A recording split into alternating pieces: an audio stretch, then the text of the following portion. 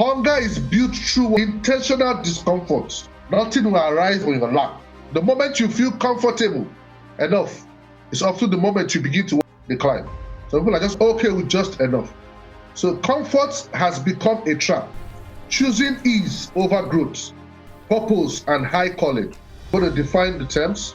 The word stay hungry means what? Refusing to settle, never becoming so comfortable that you stop growing, stretching, and pursuing more out of life. It also means the mindset of continuous desire, a deep internal drive that says there is more in me, I must become it. It means what? Staying curious. Some people never ask questions. They stay curious, ambitious, dissatisfied with what? Mediocrity.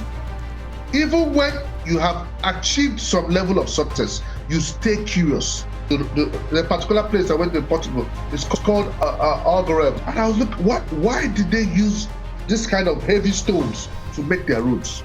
I was like, wow. And I've gone to the Ministry of Lands or the town planning to see if I can find an engineer or look into their archives to know why they use stones on the road. Because I'm a developer, I build. Maybe that's why, to know, is there something that I don't know that these guys know? Perhaps I'll use stones in my project or my development. What is the word there? Curiosity. Another word of what stay hungry means is what? Keep evolving, keep learning, building, risking, pushing forward, while others relax in complacency. The word stay hungry means what? Discipline over comfort, choosing growth opportunities, even when they are inconvenient, uncertain, or demanding.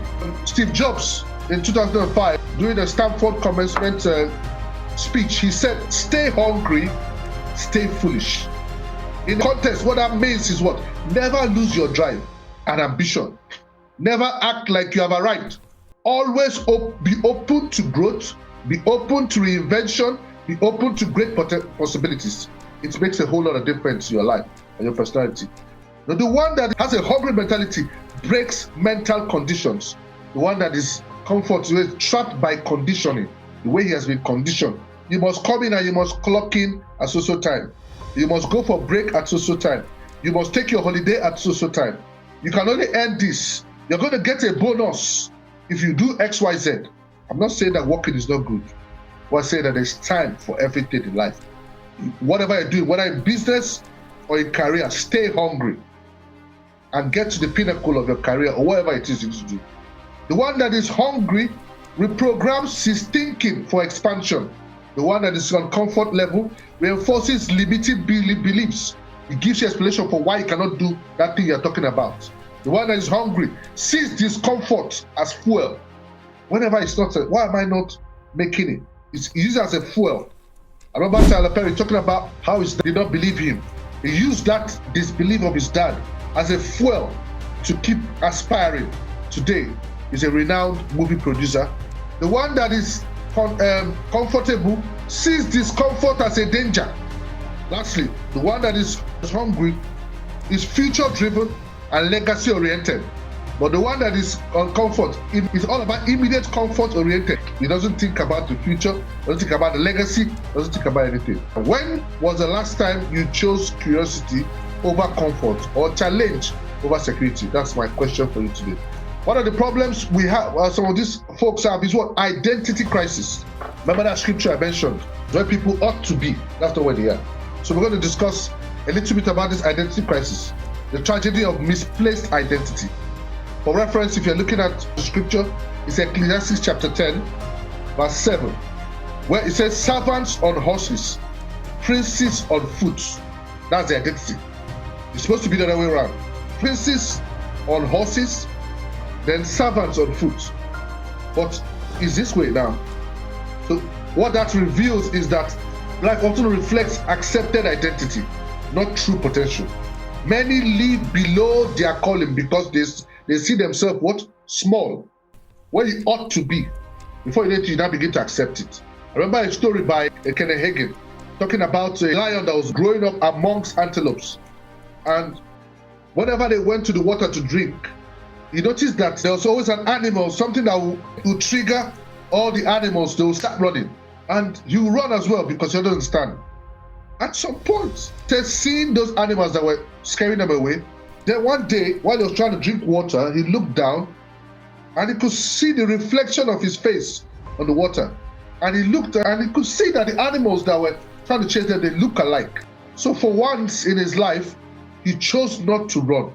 And he realized that, wow, all this while I've been in the wrong company. That's what life will give to you. Life will make you accept another identity that you're not. And limit your true potential till you do something about it, you remain on the same spot. So next thing we need to do is recognize when life does not match your capacity. When your life feels smaller than what you are carrying inside, it is not stagnation. It is identity misalignment. Calling for change. Calling for change. When there's something in you that is prompting you for something greater, if there's nothing that challenges your reasoning, there's a problem. So your identity will misalign, right? Next point was identity determines income, influence, and impact. Your result in life, income, influence, and impact will always rise or fall to the level of how you see and position yourself. How you see yourself, how you position yourself, that's the level you always attain in life. If you think that you can never make it in life, you can never be a billionaire, you will never be a billionaire.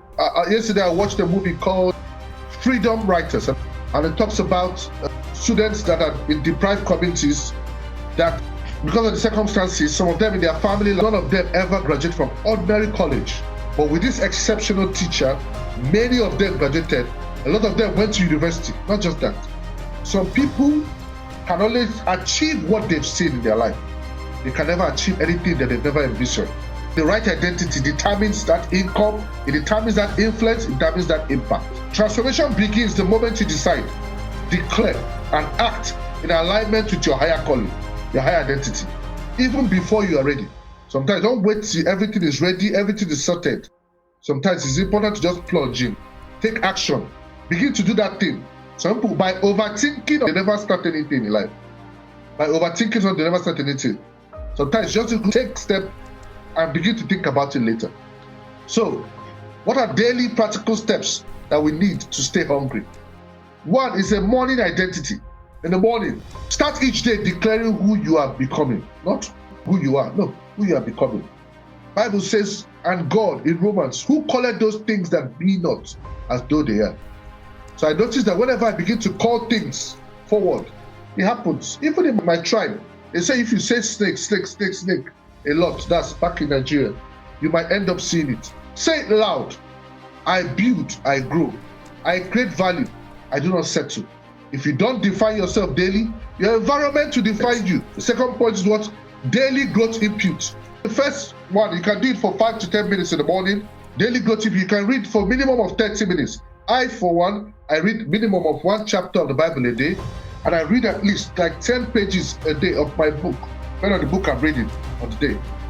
So feed your mind with books. Feed your mind with books. And when I'm doing a little bit of exercise, I put on a podcast, but I make sure that I intentionally feed my mind. The next thing is what? Daily discomfort rule, non-negotiable. Do one thing every day that stretches you. Whatever it is, that thing that you are desiring for, whatever it is, that thing that you want to become, do one thing every day that will stretch you. Hunger is built through what? Intentional discomfort. Nothing will arrive on your lap. My father always says that to me. There's nothing like luck. Next point, midday self-check. Ask yourself, am I growing? Or am I just moving? Another thing is what? Environmental audit. Check your environment. What the kind of people you have around you? Are they comfort-minded people? Are they distractions? No. Sieve them. You cannot stay with all the friends you know. No.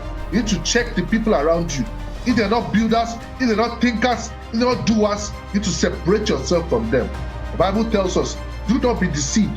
Evil character corrupts good manners.